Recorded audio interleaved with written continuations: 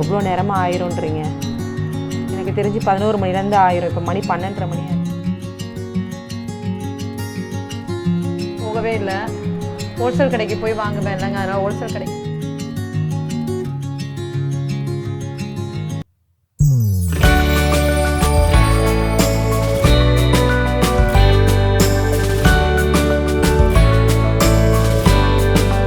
Hi friends, இது உங்கள் சுமிpokkisham.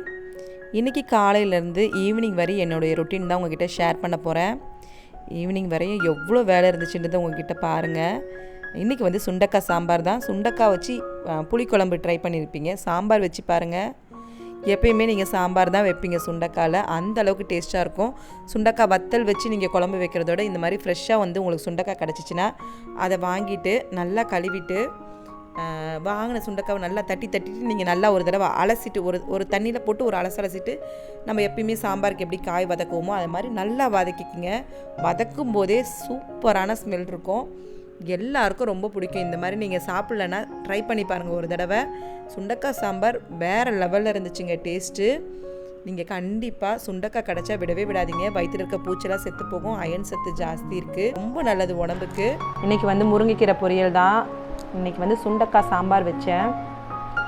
நேற்றுக்கே இந்த முருங்கை மரத்தை வெட்டணுன்ட்டு இருந்தேங்க. நான் வெட்டலான்னு கூட பார்த்தேன்.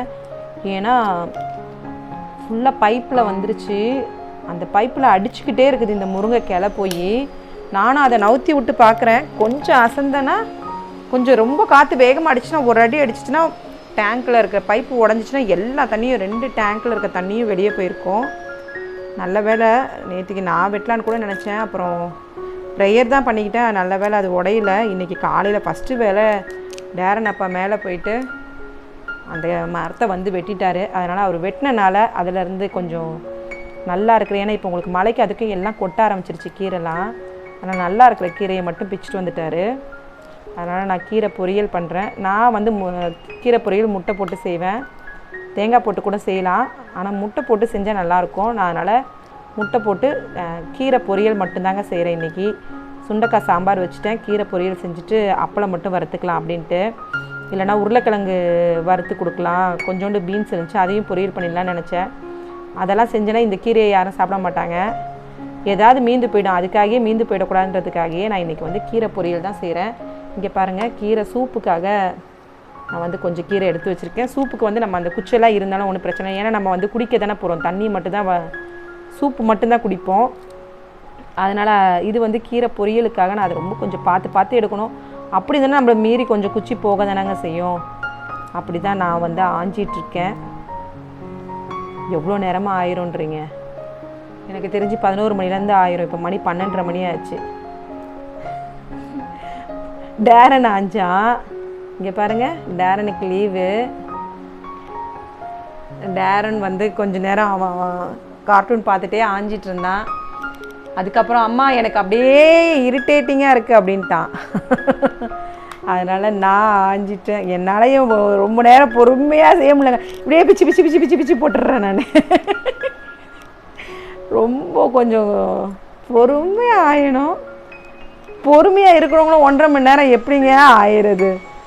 அதனால் கொஞ்சம் அட்ஜஸ்ட் பண்ணி இப்படி பண்ணுவேன். சில சமயம் இப்படின்னு அவன் என்னை பாப்பா என்னம்மா பண்ணுறீங்க அப்படின்வான். கடுப்பாகிறா தம்பி அப்படின்னுவேன். ஆனால் அதில் குச்சி இருக்கக்கூடாதுன்னு ரேஷ்மா அவளை ஆய விட்டால் தான் தெரியும் குச்சி இருக்கணுமா இருக்கக்கூடாதான்றது. ரேஷ்மா சொல்லுவேன், பேச்சு மட்டும் சொல்லுவா, குச்சி இல்லாமல் செய்ய மாட்டீங்க கீரை அப்படின்வா. ஆனால் டிஸ்டர்பாக இருக்குங்க. நம்ம கீரை பொரியலில் சாப்பிடும்போது அந்த குச்சி இருந்துச்சுனாலே டிஸ்டர்பாக இருக்கும். அந்த டேஸ்ட் வந்து நல்லா இருக்காது. ஆமாம், அந்த குச்சி இருந்தாலும் அது கொஞ்சம் நமக்கு வந்து தனியாக வாயில் நிற்கும். கீரை வந்து அப்படி இருக்காது. அப்படி தாங்க நானும் கொஞ்சம் டென்ஷனாக ஆச்சுன்னா இப்படி எடுப்பேன்னா இப்படியே பிச்சு போட்டுருவேன். திருப்பி ஐயோ அப்படின்ட்டு திருப்பி மெதுவாக குச்சி எடுத்துகிட்டு குச்சை மட்டும் எடுக்க பார்ப்பேன். அப்புறம் இப்படியே அட்ஜஸ்ட் பண்ணி பிச்சாச்சு பாருங்கள். இன்னும் கொஞ்சம் தான் இருக்குது. ஆனால் மனசு வந்து விட மாட்டுது. நல்லா இருக்குது கீரை. அதுக்காகவே பார்த்துட்டு திருப்பி ஆஞ்சி போட்டுடுறேங்க. இன்றைக்கி வந்து இதுதான் நான் செஞ்சிட்ருக்கேன்.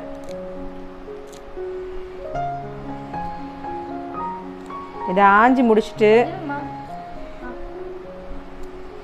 இன்றைக்கி வந்து குலோப்ஜாம் செய்யலான் இருக்கேங்க.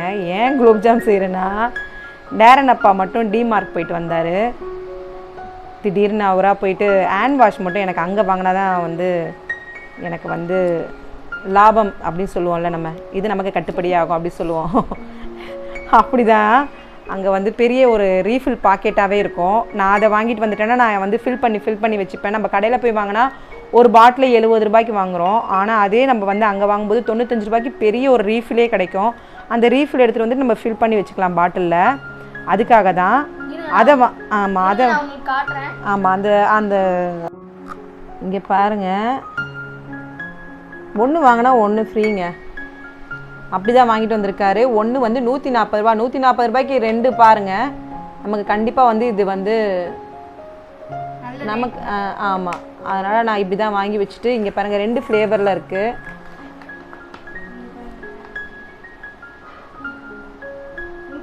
ஆமாம், அப்படி வாங்கினது தாங்க நான். இது வாங்கிட்டிங்கன்னா ரொம்ப சௌரியமாக இருக்கும். அப்படி வாங்க போனவர் என்ன செஞ்சாருன்னா, குலோப்ஜாம் ஒன்று வாங்கினா ஒரு குலோப்ஜாம் ஃப்ரீ டப்பான்னு சொல்லிட்டு ஒரு டப்பா வாங்கினா இன்னொரு டப்பா ஃப்ரீ அப்படின்னு சொல்லி 200 வாங்கி வந்தார். நான் சொன்னேன் ஓகே. அது நம்ம பார்க்கும்போது என்ன தோணுச்சுன்னா, பரவாயில்லையே நம்ம சக்கரை போட்டு நம்ம ஸ்டவ்வில் வந்து வேலை செஞ்சு எண்ணெயில் பொரிச்சு எடுக்கிறது ஈஸி தான் நினச்சேன். உள்ளே போய் பார்த்தா 10 பீஸு 12 பீஸ் தான் இருந்துச்சு. நானும் இவ்வளோ வெயிட்டாக இருக்கேன், சரி நிறையா இருக்கும் அப்படின்னு நினச்சிட்டு இருந்தேங்க. பார்த்தா சிறப்பு தான் ஜாஸ்தி இருந்துச்சு, குலோப்ஜாம் கம்மியாக இருந்துச்சு. அதனால் இன்றைக்கி வந்து குலோப்ஜாமும் செய்ய போகிறேன். அதில் குலோப்ஜாம் பேக்கெட் எம்டிஆர் குலோப்ஜாம் ஒன்று வாங்கினா ஒன்று ஃப்ரீ இருக்கும் இல்லைங்க, அது வாங்கிட்டு வாங்க அப்படின்னு. ஏன்னா அந்த சிறப்புக்காக இப்போ குலோப்ஜாம் செய்கிற மாதிரி ஆயிடுச்சு. அடுத்து குலோப்ஜாம் செஞ்சுட்டு அந்த சிறப்பு இருக்கிற சிறப்பில் போட வேண்டியதான். இன்னும் வந்து நான் பாத்திரம் தேய்க்கல, அதனால் போய் பாத்திரம் தேய்ச்சிட்டு கிச்சனை க்ளீன் பண்ணிவிட்டு எதுவுமே செய்யலைங்க. நான் அப்படியே இன்றைக்கி உட்காந்துட்டேன், ரெஸ்ட் எடுத்துகிட்டே உட்காந்துட்டேன். போகவே இல்லை. ஹோல்சேல் கடைக்கு போய் வாங்குவேன் இல்லைங்க, அதனால் ஹோல்சேல் கடைக்கு போகவே இல்லை. அதனால் 1 கிலோ பாசி பருப்பும் 1 கிலோ துவரம் பருப்பும் வாங்கி வச்சுருக்கேன். அப்புறம் என்னது, சாம்பார் பொடி, ஆமாம், ரீஃபண்ட் ஆயில், எண்ணெய் பொரிக்கிறதுக்கு தேவை, அதனால் கடலை எண்ணெய், கம்ஃபர்ட்டு, அப்புறம் கார்ன்ஃப்ளவர் மாவு. அவ்வளோதாங்க. இது மட்டும் வாங்கிட்டு எது எது இல்லையோ அதை மட்டும் அப்பப்போ பார்த்துட்டு வாங்கிக்கிட்டேன். ஆமாம். இனிப்பு தோசை சாப்பிட்டுட்டு உட்காந்துட்டோம். இப்போ மணி வந்து 12:45 ஆகுதுங்க. ஆமாம், சமையல் வேலை தானேங்க நமக்கு பெரிய வேலை. அந்த சமையல் வேலையிலேயே இப்போ கீரை மட்டும் தானே பொரியல் பண்ணணும். அதனால் கீரை பொரியல் பண்ணிவிட்டு கீரை சூப்பு செஞ்சு எடுத்து வச்சுட்டு இருக்கிற பாத்திரத்தெல்லாம் தேய்ச்சிட்டு கடைசியாக குலோப்ஜாம் செஞ்சுட்டு அந்த சிறப்பு நான் வந்து ஒரு செம்படத்தில் தான் வச்சுருக்கேன், சின்ன செம்படத்தில் ஊற்றி வச்சுருக்கேங்க. அதனால் அந்த செம்படத்தில் வந்து இதை போடணும். ஆனால் எனக்கு வந்து ரசகுல்லாவும் ஒன்று வாங்கிட்டு வந்தார். எப்படின்னா ஒரு டப்பா குலோப்ஜாம் வாங்கினீங்கன்னா இன்னொரு டப்பா ஃப்ரீ, அதே மாதிரி ஒரு டப்பா ரசகுல்லா வாங்கினீங்கன்னா இன்னொரு டப்பாவும் ஃப்ரீ அப்படின்னு சொல்லி போட்டிருந்தாங்கன்னு இவர் ஃப்ரெண்டும் அவரும் சேர்ந்து வாங்கிக்கிட்டு 2 பேரும் ஷேர் பண்ணிக்கிட்டாங்க, ஒரு குலோப்ஜாமும் ஒரு ரசகுல்லாவும். இப்போ ரசகுல்லாவில் இருக்கிற அந்த சிறப்பும் மீந்திருக்கு. அதில் வந்து நம்ம குலோப்ஜாம் போடலாமான்றதும் எனக்கு தெரியல, ஏன்னா அது கொஞ்சம் தண்ணியாக இருக்கும். ரெண்டுத்தையும் மிக்ஸ் பண்ணி குலோப்ஜாம் சிறப்பையும் ரசகுல்லா சிறப்பையும் ரெண்டுத்தையும் மிக்ஸ் பண்ணி போட போகிறேங்க நான். பார்ப்போம், நம்ம செய்கிறது தான் சமையல், அதனால் அப்படி செஞ்சிடலாம் அப்படின்ட்டு இருக்கேன். ஆக மொத்தம் அந்த சிறப்புக்காக இப்போ நான் குலோப்ஜாம் செய்கிறேங்க, இல்லைனா குலோப்ஜாம் செய்ய மாட்டேன். சும்மா நம்ம இனிப்பு எடுத்துக்கவும் கூடாது. ஆனால் எப்படி இருந்தாலும் ஏதாவது இனிப்பு தானேங்க ஈஸியாக செஞ்சு ஒரு வீடியோ அப்லோட் பண்ணணுன்னு டக்குன்னு செய்யலாம். இனிப்புனா மீந்து போனாலும் சாப்பிட்ருவாங்க, காரம்னா மீந்து போனால் சாப்பிட மாட்டாங்க, அப்போ மட்டும்தான் சாப்பிடுவாங்க. அதுக்காக தான் முக்கால்வாசி ஸ்வீட்ஸ் ரெடி பண்ணுறேன். ஸ்வீட்னாலே இவங்களுக்கு எல்லாருக்குமே இஷ்டமாக சாப்பிடுவாங்க, அதனாலே நான் வந்து ஸ்வீட்டே ரெடி பண்ணிடலாம் அப்படின்ட்டு. இதில் குலோப்ஜாம் வேறு இப்போ செய்கிற மாதிரி ஆயிடுச்சு. நம்ம அடுத்து வந்து போய் கிச்சனில் நான் வந்து உங்கள்கிட்ட காட்டுறேன் எப்படி இருக்குது என் கிச்சன். அப்புறம் நான் க்ளீன் பண்ண பிறகு எப்படி இருக்குன்னு காட்டுறேன். பார்த்துங்க கிச்சன் எப்படி இருக்குது பாருங்கள், கந்தர கோலமாக இருக்குங்க.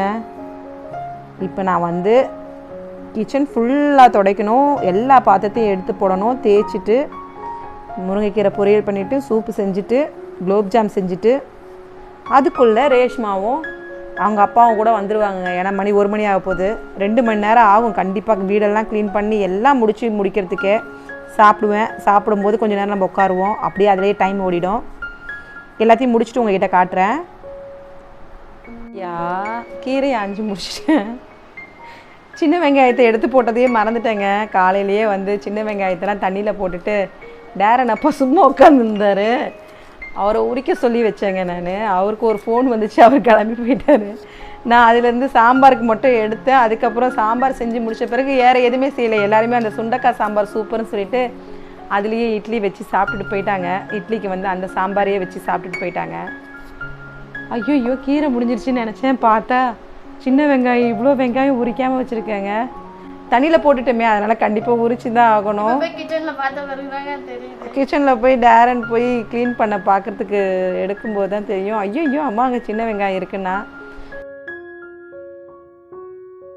இதை உரிச்சு முடிச்சுட்டு அடுத்து தாங்க நான் போய் கிச்சனை க்ளீன் பண்ணணும். உட்காந்துட்டோம், இதை முடிச்சுட்டு எழுந்திரிச்சிடலாம் அப்படின்ட்டு. எல்லோரும் சாப்பிட 2 மணிக்கு தான் வந்து சாப்பிட்ற மாதிரி இருக்கும். நானும் டேரனும் 2 மணிக்கு தான் சாப்பிடுவோம். அதுக்குள்ளே சாப்பாடு தான் நமக்கு ரெடியாக இருக்கே, கீரை மட்டும் தானே செய்யணும்.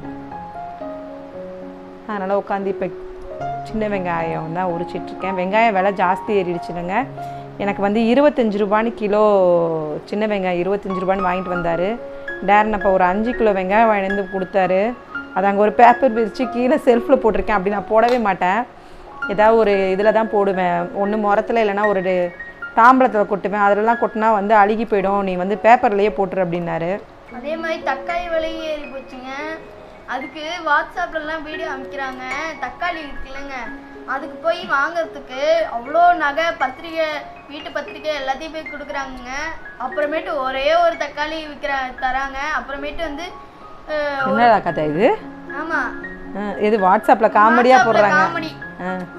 அப்புறமேட்டு ஒரு பொண்ணு வந்து நகையில வந்து தக்காளியை சொல்லிட்டு போகுது. தக்காளி சொல்லிட்டு போனால் எல்லாரும் அதிசயமாக பார்த்து வாட்ஸ்அப் எல்லாத்துலேயும் போய் ஷேர் பண்ணுறாங்க. நியூஸ் ரிப்போர்ட் வரைக்கும் போயிடுச்சு. என்னது? தக்காளி இருக்குல்ல, தக்காளியை வச்சு நெக்லஸ். ஆமாங்க, தங்க மாதிரி தக்காளி வாங்கிட்டு கொடுத்தாரு. அதான் தங்க மாதிரி விலை.